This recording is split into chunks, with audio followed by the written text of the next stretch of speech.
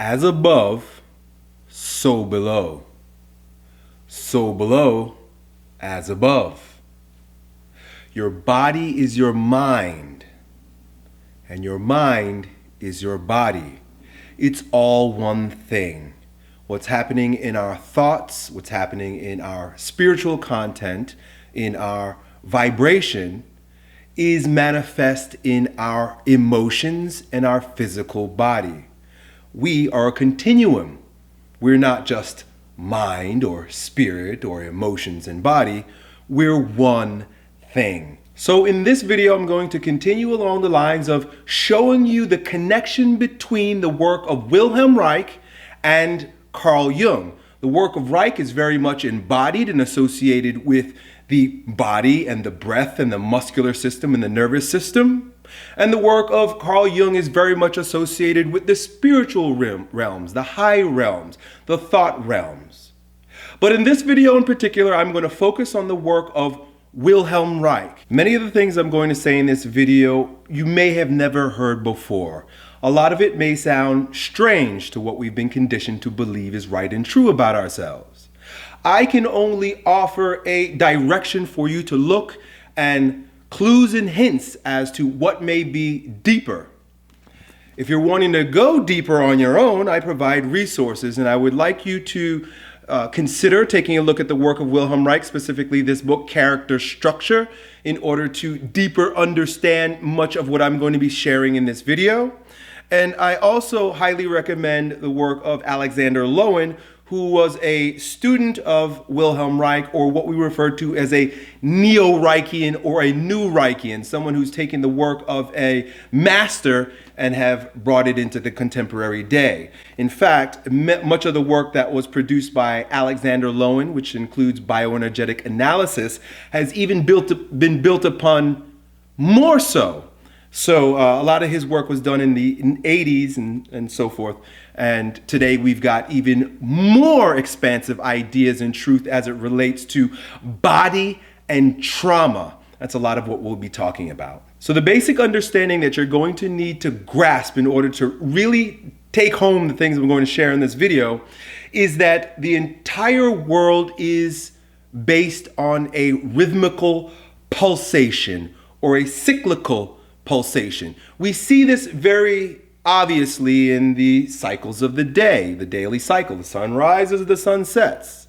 We see it in the seasons of the year, and we see it also in how our bodies respond to those universal pulsations. Our hormones are very much tied to the positions of the sun, for example. At nighttime, we go into our anabolic state, and during the day, we go into our energizing catabolic state. You also need to understand that you and I are made up of a pulsating energy. We see this most evidently in our heartbeat. The heartbeat is constantly pulsating. When that pulse arrives in the embryo, there is a life there because there's pulsation there. When that pulsation leaves, the heart rate doesn't exist, you don't exist. We don't exist without connection to our primal pulsations. We are very much tied to the cosmic pulsations, and every single cell in our body pulsates. As human beings, we also have conscious control over one of our most primary pulsations, which is our breathing pulsation. Every time we inhale, we're starting the cycle, and then we exhale, we continue the cycle. And every time that we consume and produce, every time that we expand and contract, every time that we breathe in and breathe out, every time that we inspire and expire, we are consciously and oftentimes unconsciously. It's interesting. It's sort of a balance between the two with breathing. We can consciously decide how we're going to breathe in any moment, and we are very often controlled by the unconscious pulsation of habitual breathing patterns. According to Wilhelm Reich, there is a most resourceful breathing pulsation. He referred to this as the orgastic wave. And Wilhelm Reich, because he was always looking to tie things back to the physical health, recognized that our bodily pulsations not only dictate the movement in our body, the heart rate and the breathing and whatnot, but also impact our character. You know this to be true because if an extrinsic force exerts itself upon you, say you're standing in a hallway and somebody comes behind you and clashes a cymbal, you turn into a completely different person because your pulsations are shocked. Heart rate goes up, eyeball pulsations change, breathing pulsations change, and you are a jittery mess. So your character has an acute response to a disturbance within your pulsation. The amazing thing about being a human being is that when we recognize that there's a disturbance in our pulsation, we can take action in order to influence it. So for example, if somebody comes behind you and smashes that cymbal and all of a sudden you freak out and realize what's going on, you can either get into alignment with that pulsation and allow yourself to breathe deeply. Holy cow, you scared me. Or you can resist it by biting down on your lip or sucking your belly in. Bang! That, when you tighten up your body and don't allow the full pulsation to move through you in that spontaneous way, is called a freeze response. A freeze response is literally when there would be a impulse, there would be a spontaneous reaction within your pulsations become stifled. You stop that pulsation. The thing about the freeze reaction and the stifling of that pulsation is that it can grow chronic, meaning we can begin to do it unconsciously. And in fact, many of us, most of us, have unconscious pulsation stoppages that don't allow us to feel our full emotions and express ourselves most fully. I'd like to use the following example to sort of tie it all together for you. So take, for example, a young man who grew up in an abusive home. Maybe the dad was an alcoholic. And so after having multiple experiences of dad coming home drinking and then either fighting with mom or attacking the boy when he was young, the boy begins to recognize that I ought to be quiet when dad gets home, or walk on eggshells, like you say. Just make myself small and disappear so that I don't trigger dad. Well, that is all a blockage of pulsation. So for example, the young man will stop breathing so deeply when dad comes home. This first happens as a unconscious reaction, but then over time, time after time, dad comes home and you get nervous, right? Your shoulders might go up. There's a myriad of different reactions within the body of every different individual, but they're there if you pay attention. Then as that man grows up, as that little boy grows up and he goes out into the regular world, and every time he is in the vicinity of a male authority figure, he can't help but to feel diminished or to feel small. This is where a old trauma, the reaction thereof, is carried into present day life and affects the way the young man behaves. His dad is no longer there being abusive and drinking alcohol, but the reaction to somebody that reminds him of his dad in present day may draw up, and oftentimes does, draw up that unconscious reaction. And then the same young man may wonder, why can't I become an authority in my own life? Why do I have a hard time being the sovereign king, fathering myself, being the man in my life? Every time that there is a man of authority around me, I reject him, and in doing so, I reject the authority in me. And you could try to think yourself out of that. You can read books about it, you can have conversations about it, you can shed conscious light on the fact that that's happening, but until the unconscious physical reactions that are stopping the pulsations in your bodies are resolved, you're going to keep repeating the same thing. So according to Wilhelm Reich, our entire body breathes, and what he referred to as that orgastic wave has very much to do with, yes, the inhalation and exhalation process, but also the entire muscular system as it relates to how one breathes. And going into the biomechanics of it very briefly, when there's an inhalation, there's extension. You learn this in exercise physiology. Inhalation is coupled with an extension. Exhalation is coupled with a flexion. And your entire body does that. So you've got the segment across your eyes, like I mentioned, segment across your jaw that I mentioned, right? There's a natural pulsation associated with moving your mouth when you speak or kissing or biting, you see? The lips and the mouth are an aggressive area of the body, but also a receptive part of the body. We kiss with the same place that we bite with, you see? And so on and so forth. So you've got tension that can be produced or relaxed, a pulsation that's available through the throat, through the heart, through the solar plexus, which is the midpoint of the body and the one that holds most of our fearful, angry emotions. The belly, there's a pulsation associated with the inhalation and the expansion of the belly and the exhalation and the flattening of the belly. Many times that gets disturbed because people are trying to look thin, right? They're trying to hold their belly in. So when there's an inhalation, the belly goes in, which is counter pulsation.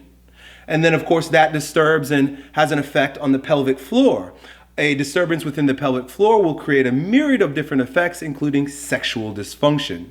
In fact, according to Wilhelm Reich, the sexual act is a microcosm of how a person behaves in life. Because when we are in when we allow ourselves to be in the sexual act, there is a hope for a complete dissolution of the ego, a complete relaxing, a complete dying to oneself. That's why in French they call the orgasm le petit mort, the little death.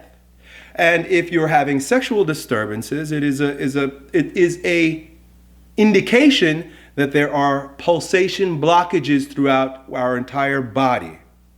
Now, early in this video, I spoke about how the mind is the body and the body is the mind.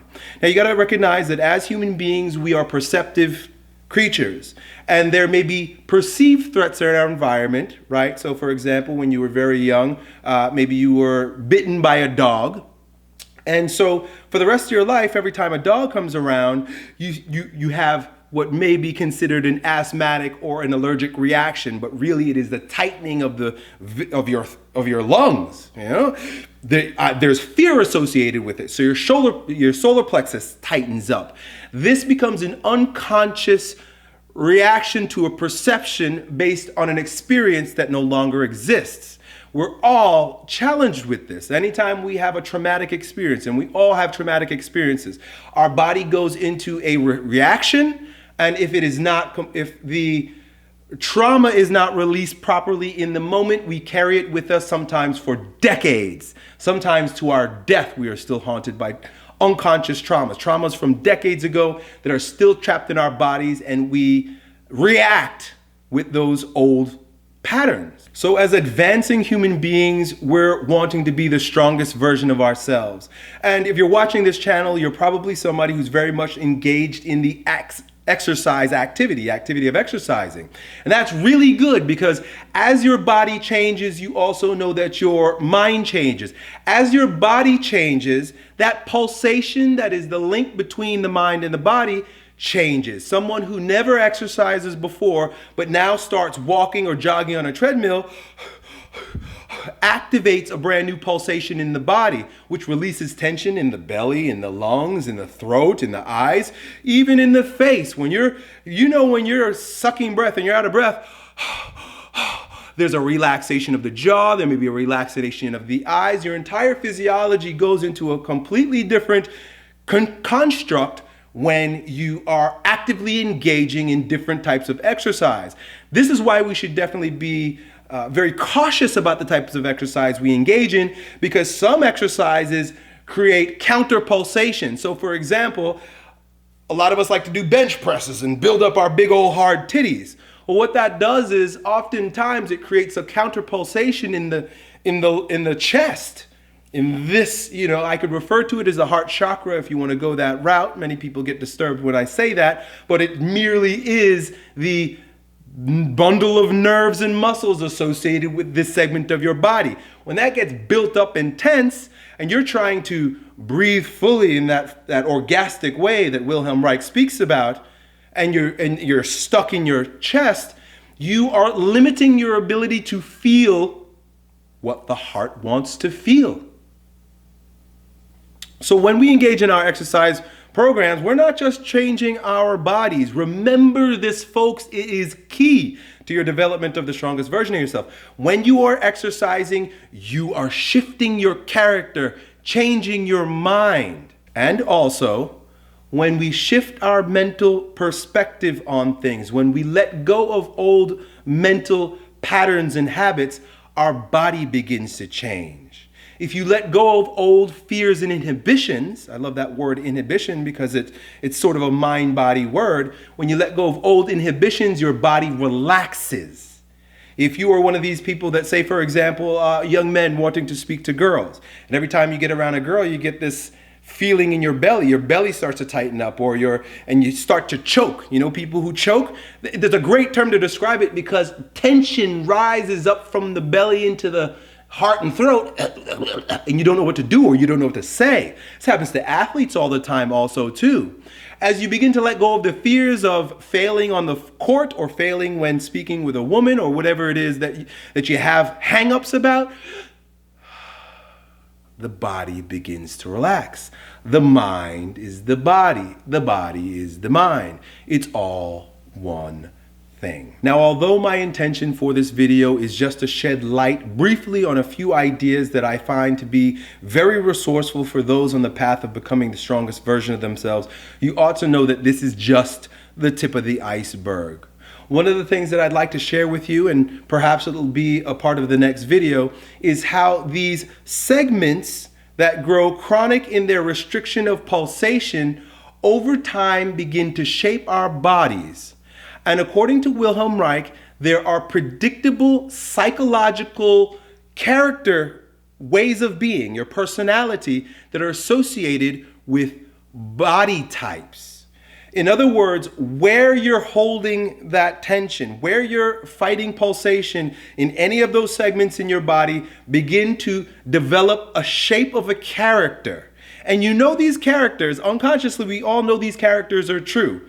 Because you see them in Hollywood. There's a particular shape and type of individual that goes with a particular type of role. So for example, you know, the guy who's kind of round-bodied and thick, usually a little bit chubbier and fat, we see them in movies all the time as comedians. They're jokers. There is a psychological predisposition associated with having a body that is stuck in that way. And I use that word stuck to describe how we fight against pulsation and feeling in our bodies. It's not a knock because we all are stuck. If you've got a body, you're stuck in some way. So in the next video in this teaching series that I'll produce next week, I'll talk a little bit more about each one of those character structures with hopes that you could see a little bit of yourself in each one of them or in any one of them and be able to have a better perspective on what might support you in resolving some of those pulsation blocks and the segments that keep you imprisoned as a version of yourself that you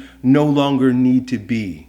We can let go of those tensions so that we can arise as our most fully integrated and strongest self. Also, you ought to know that when you join us at Grounding Man, we are going to begin with a series of assessments that allows you to discover where in your physical body you seem to be holding tension or fighting against feeling and blocking pulsation, so that we can then engage in exercises in order to bring about more fullness of self-expression through these segments and become our strongest selves by being able to express all that we know we can be in this lifetime. Until then, done.